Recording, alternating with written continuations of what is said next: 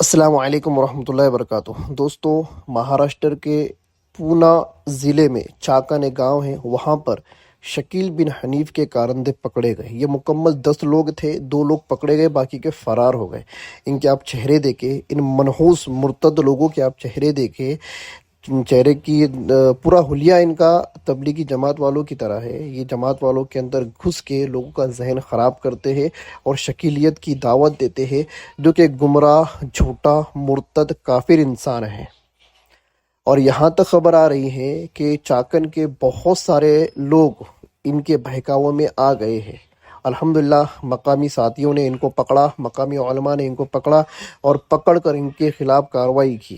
اس لیے میں درخواست کرتا ہوں سارے علماء سے، ہر علاقے کے، چاہے مہاراشٹر ہو یا مہاراشٹر کے باہر کے ہوں، مہاراشٹر کے جتنے بھی اضلاع ہیں، پونا، ستارا، سانگلی، کولہاپور، احمد نگر،